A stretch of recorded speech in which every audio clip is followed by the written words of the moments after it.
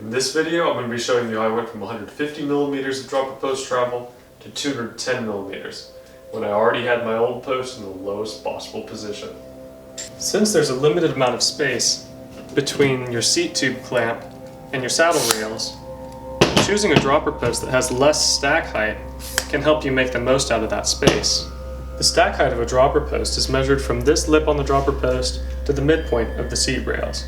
In this case, the OneUp dropper post has 30 millimeters less stack height than the race face affect. To achieve my ideal leg extension when pedaling, I already installed my affect dropper post in the lowest possible position inside the frame. The stack height and drop length worked out perfectly with my leg length to have it in the lowest possible position. So you might be curious then, why I decided to pick up the 210mm OneUp dropper instead of the 180mm, since the difference in stack height is 30mm, not 60. Well, even if you've already maximized the increase in drop length by getting a dropper with shorter stack, there are some other tricks that you can do to maximize the amount of drop travel that you can fit in your bike. Now, if your dropper post is already installed like this, with a considerable distance between this lip of the dropper post and the seat post collar, your easiest upgrade by far is just going to be ordering a longer dropper post, since you've got a lot of room to play with. Now in my case, I had my seat post slammed all the way down to begin with, and I decided to purchase a 210mm dropper post, which results in some interference between this bottom lip of the dropper post and the seat collar. Now if that sounds like ominous foreshadowing, it's because it is, but there's some methods to get more drop out of your dropper post without voiding your warranty. So let's do that first. If you've already chosen a dropper post with a really short stack height, another great way of being able to fit a longer dropper post is by reducing the length of your cranks. These are 175mm cranks, which I used to have installed on my bike. These are 165mm cranks, which I will be installing. 165mm and shorter cranks in general have become a popular choice as bikes have become longer and lower, as it reduces the likelihood of pedal strikes. And there's another bonus benefit, which is that it is considered more ergonomic for most riders and can reduce knee pain. For those interested in running a little bit longer dropper post, as well as finding some ergonomic benefits, changing your saddle can be a good option. Every saddle, like a dropper post, has a stack height, which is in this case the distance from the saddle rails to the top of the saddle. This is the kind of generic, unbranded saddle that I've been using for a long time. It's reasonably comfortable, but it's pretty thick, and I can do better.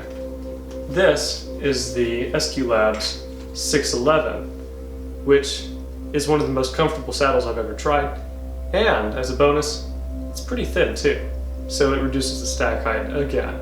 At the midpoint, there's around a 7 to 8mm difference in terms of stack height.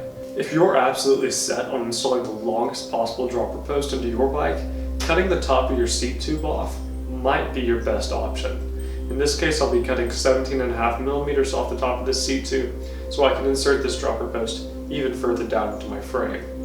Now this will avoid pretty much every warranty out there, so proceed with caution. On bicycle seat tubes, there's a slot that allows for effective clamping of the seat post. This just lets the seat tube bend a little bit and is a very important feature. In addition, well-manufactured seat tubes have a hole at the bottom. This reduces stress concentration, which can be caused by right angles or sharp edges in a slot like this. It's really important. It prevents the formation of cracks.